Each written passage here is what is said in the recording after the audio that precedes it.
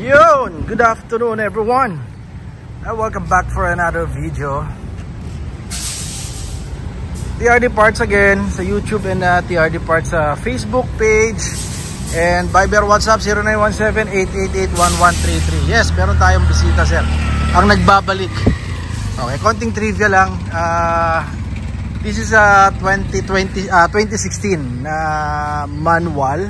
And this is at base model ng Fortuner. Okay, so ba't ko bibigyan ng trivia? Kasi ito po yung kinonvert natin from 2016 to 2024 na GR Sports. Manual to sir, papakita ko sa inyo. Pero bago tayo pumasok, konting walk around tayo. Ito mo naman, paano mo naman mahalata na this is a 2016? Well, in fact, manual pa to ha. Ito mo naman, naka drum brake pa yung likod ni sir. Pero pagka tinignan mo na sa malayo, medyo konting tinitigan mo, it's a 2024 na GR Sports, top of the line ang labas niya. O, di ba? Sa atin po yan, kinonvert natin. Okay, so papakita ko sa inyo, manual to. Di ba? Yes, it's a manual. At ginawa din sa atin ni sir yung steering wheel niya, shifter, and itong pati gauge niya, ginawa sa atin yan. Mamaya papakita ko sa inyo, this is a GR o LTD rin o GR Sports din to, na panel. So gagawin natin dito, papalit tayo ng medyo nakursunodahan ni sir itong voltmeter panel natin. Yan, papakabit si sir. So papalitan natin yung panel niya, and this is original panel hindi po to aftermarket. Original panel yan. So kakabit natin ngayon. And technically, papalitan natin yung panel niyang stock. Ito na. So mas marami ng button ang pwede mong ilagay. Dahil this is actually designed for 4x4. Ito yung shifter before ng 4x4 knob. 1, 2, 3, 4. So apat na ngayon. Yung sa kanya, yung stock natin is 1, 2, 3 lang. Then kasi may slot na siya na available doon. Okay, so baklas tayo ng konti. This is don't worry, this is a plug and play. Kukonekta lang natin lahat ito sa cigarette lighter para gumana yung voltmeter niya. Okay, so kaya let's balik ako. So nabaklas na natin guys So ito basic lang since walang masyadong accessory yung manual. So madali natin na baklas. So palitan lang natin yung panel niya, then salpak lang ulit. Pailawin na natin. So nalipat na natin, nagdagdag lang tayo ng isa pang yung OEM na cover. Kasi sa kanya rito, tatlo lang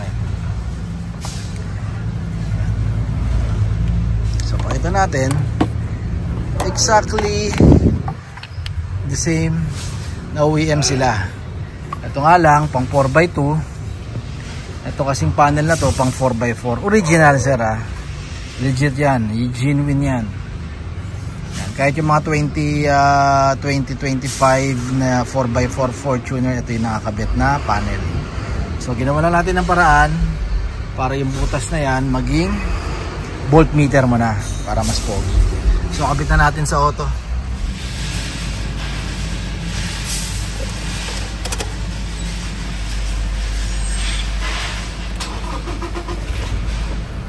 So once again, this is a 2016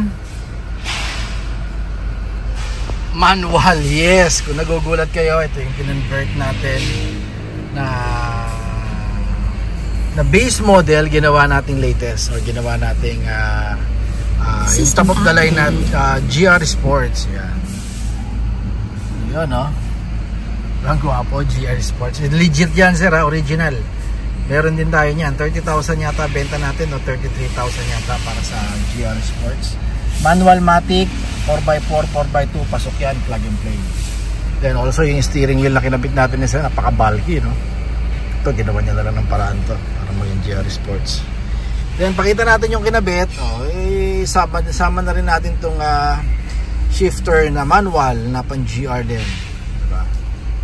So ikinabit natin, tingnan mo naman yung voltmeter niya, 13.5, kumakarga ang battery, kumakarga yung alternator papunta sa battery, and the battery is good. dahil 13.5 yan. Pag bumaba yan sa 12 or nag 12 yan, ibig sabihin may problema na yung alternator mo or meron ng problema yung battery mo. Okay. Pag naka-start pag naka-start, usually pagka hindi naman naka-start, naka-idle lang siya or naka-park, dapat mga 12.5, 12.2, wag sanang bababa ng 11. Ganun ang mga nagiging basehan sa battery meter natin. Yan, gumagana pa rin yung camera niya or yung dashcam na source niya, which is yung cigarette lighter, gumagana, nakailaw siya. Then marami ka na pwedeng ilagay dito mga switches. Okay, since nagdagan na siya. Ito yung stock niya. Yan, ito yung stock niya. Okay, so ang presyo nito sir is 10,000. Plug and play sir ha. Free installation lang, basta pumunta kayo at magawi kayo dito sa area natin. Okay, dito natin sa labas ulit.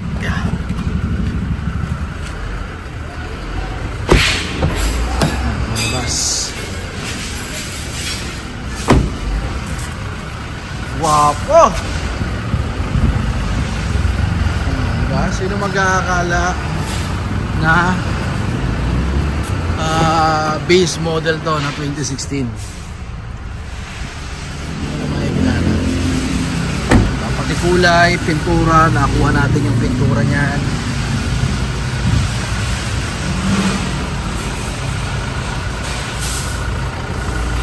Diba, sequential. Lahat ng kinabit natin dito pang GR Sports, oh. Pati body color niya, fender liner, pati yung not sure kung ginawa din natin yung door handle niya.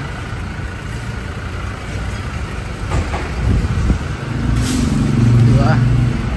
It's a project car actually.